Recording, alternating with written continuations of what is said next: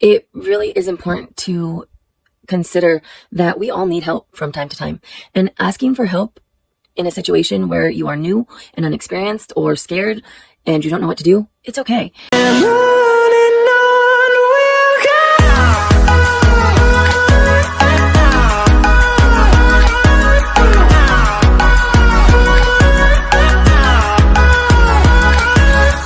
Hello, my beautiful YouTube family. Welcome back to my channel.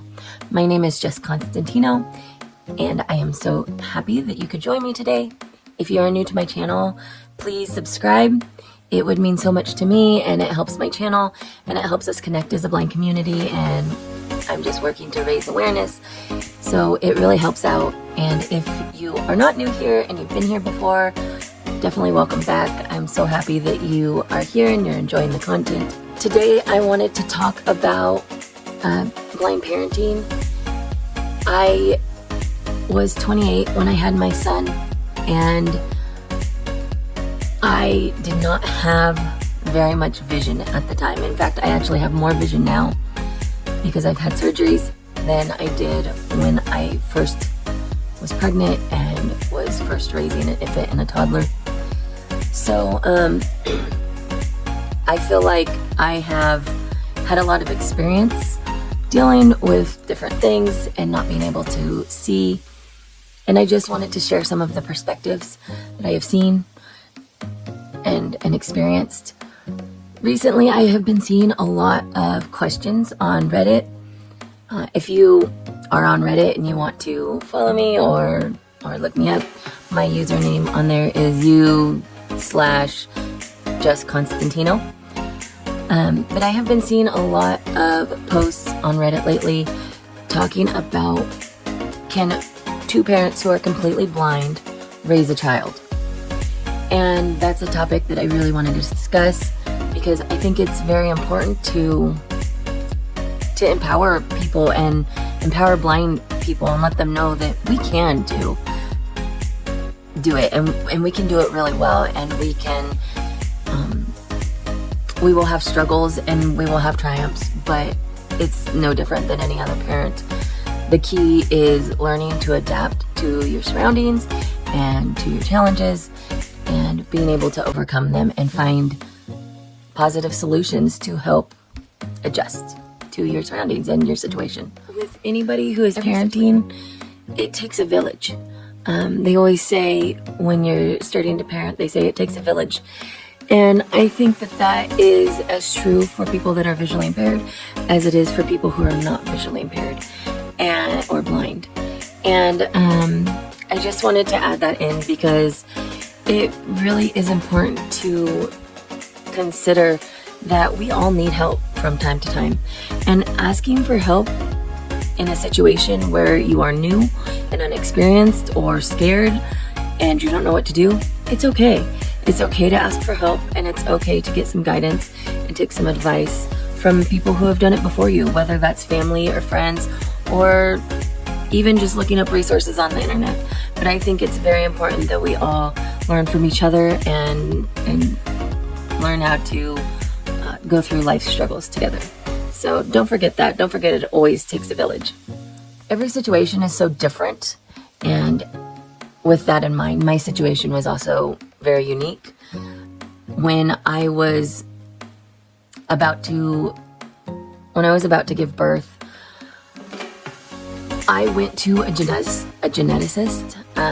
Many people are caught off guard when they have a child that is blind, but because I was visually impaired growing up and as an adult, I was always visually impaired. So for me, I almost expected that I was going to have a child that was going to be visually impaired. I never intended to really have my own children visually impaired, but sometimes God has better plans for us. And I'm just so thankful that I have my son. He has brought so much laughter and happiness and joy and just strength to my life. He gives me unconditional love, and he understands me in a way that nobody else in my close circle can understand me, because he has lived with a lot of the same experiences and lived through a lot of the same experiences that I have. So we are very close. And I think that a lot of that has come because we are visually impaired and we have learned to adapt to struggles together as a family. So all that to be said, when I first found out I was pregnant, I went to meet with a geneticist at UCLA, because at the time I was living in California. And I wanted to talk to the geneticist about what the odds were of my child being born with a visual impairment or being like me. And they told me at that time that my child had a 50-50 chance of being visually impaired. There were other markers and things that came with anorexia that they said he only had a 10% chance of having, because they did not appear in me, so they would not be as prevalent to come up or happen within him. But he did have a 50-50 chance of getting the vision aspect of it. And because with anorexia, it's a dominant trait, they are more likely to choose it than not. So when my son was first born, we looked for the signs and symptoms of anorexia, which pretty much is an absence of iris. With my son, he does have a shrunken iris, and you can see when he's in like bright lights, you can see a light blue ring around his eyes. So he does have some iris, but it's just not very big, and it's not as prominent as most people's is or are. So when he was born, we looked at him and we could tell that he did show the sign of anorexia. And that was hard for me, because I had been praying that he wouldn't get it. But again, God has different plans for all of us. And I do think that this was what God had planned for me. When he was first born, I was afraid that I was not going to be capable to take care of him, because I didn't have enough vision. And at that time, my vision was very, very bad. I could only see a couple feet in front of my face. And I was using a cane a lot at that point. I was wearing glasses just to protect my eyes more than anything, because glasses didn't really do anything for me, but they did protect my eyes. And that was important at that time. But I would wear glasses, and I did use a cane occasionally, but I just didn't have a whole lot of vision. And so I was really worried what would happen going forward, and how I was going to be able to manage everything. And I remember having this really big fear of what happens if my son gets into something and I don't know that he got into it. What if it could hurt him? What if I drop pills and they're scattered on the floor and I can't see them to pick them up, and he gets one and takes it, Those were some of my bigger concerns. Smaller concerns I had was, how do you feed a child when you can't see where their mouth is? How do you wipe them when you have to change a diaper and wipe poop? How do you wipe it and know that you've cleaned it all and that there isn't some left over? And I think those were two of my biggest concerns, because when you have an infant, those are two really big things. And I guess when he was first born and breastfeeding or bottle feeding, it really wasn't that difficult for me as a blind person. I could do it all by feel, but learning to clean him properly was a challenge. What I kind of did was I would just wipe a lot and cover every single inch of area that I could cover. And I was trying to just make sure that every single piece of an area was clean, and then I would move on to the next area and I would wipe every single area of that. And it was a lot of doing things over and over and repetitive things and cleaning and cleaning and cleaning and cleaning. But I wanted to make sure that, I didn't cause my child to have any issues or any infections or anything like that. I wanted to make sure that he was really good and he was taken care of properly. When he was, I want to say about 5 months old, is when I started to feed him, feed him solid foods. And at that point, it brought, again, a new struggle. I couldn't see where his mouth was to feed him. And so I did research, which is pretty much what I always do. Every time that I'm facing a new situation and I don't know how to handle it, I do research, lots of research. I will ask friends who have been through situations that are similar. I will look up resources on the internet. I will ask people in different fields if they have any recommendations. One of the things that I found was that you could tie a towel around their neck and then kind of tuck it in over the tray so that it like went across the food tray. And then that way, as I was feeding him, the towel would catch a good majority of the food that was dropped. And gosh, I have no idea if I have real pictures of any of these feeding times or videos of any. I might have videos of feeding times, but I'll have to look. But I would make a humongous mess. The towels were soaking in food by the time that I got done with them. And I just remember it would be such a messy experience. But he did get food in them and he did get fed. So that was the important thing. And that was really all that mattered to me, really. It did make for more cleanup and more laundry and things like that. But at least I knew my child was being fed and being fed by me. I didn't need somebody else to come in and help me do that. So those are really important things to me. I wanted to be able to take care of him as independently as possible. I did live with my parents because I was a single parent. So from the beginning, I was a single parent. So I lived with my parents and they helped me. But I also wanted to be independent and I didn't want their help on every little thing. I wanted to be able to do some of it and a lot of it by myself. And so I would learn tricks and tips to do things by myself and independently.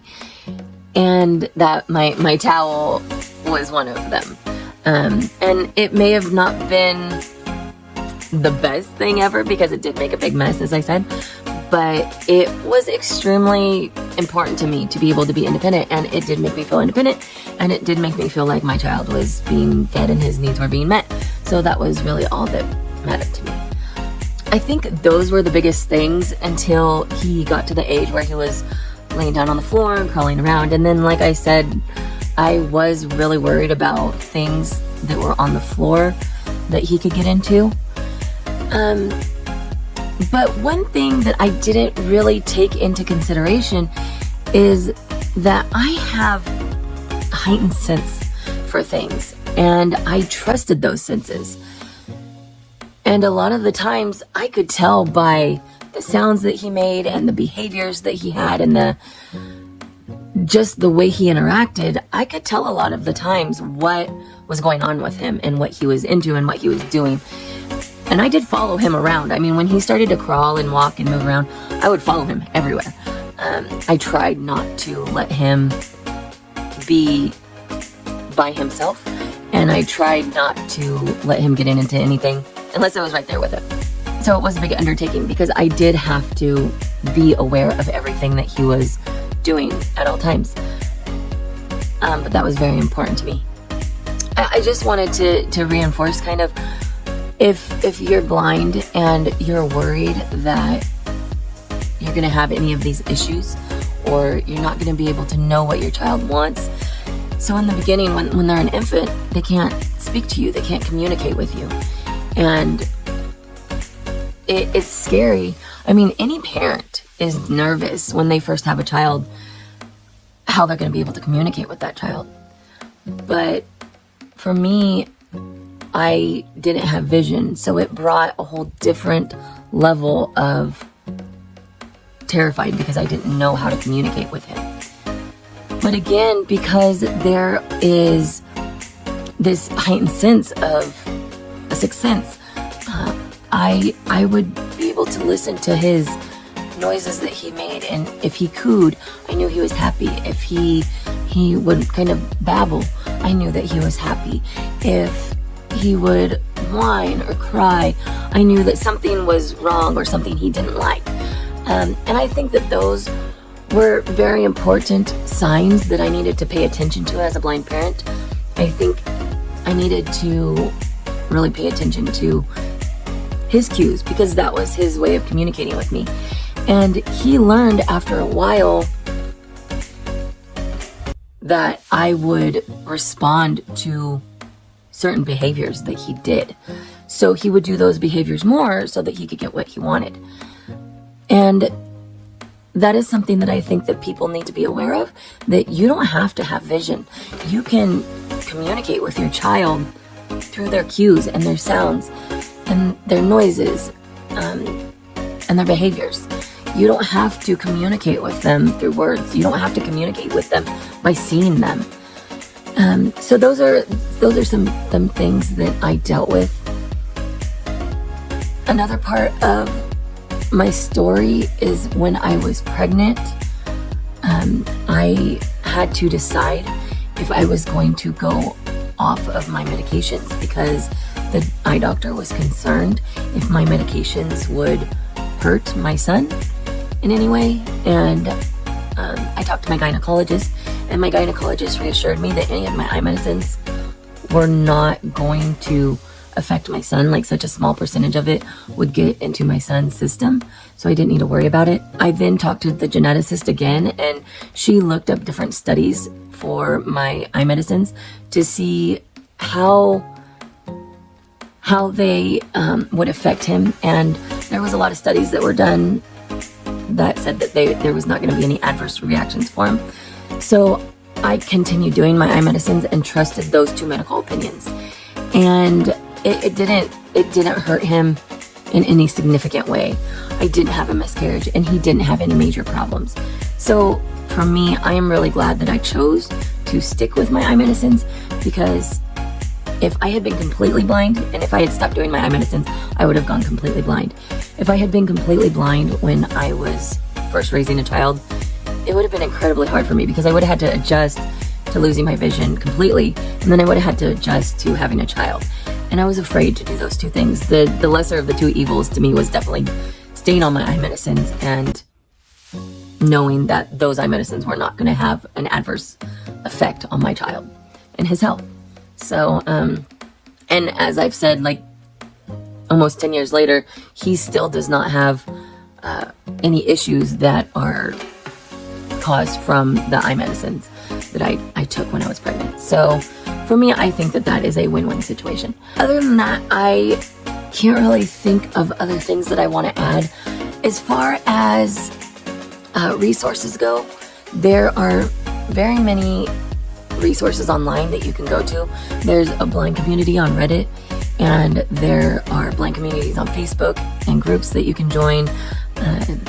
You can look at Twitter posts, you can look at Instagram posts, but also there's a lot of good research online as well.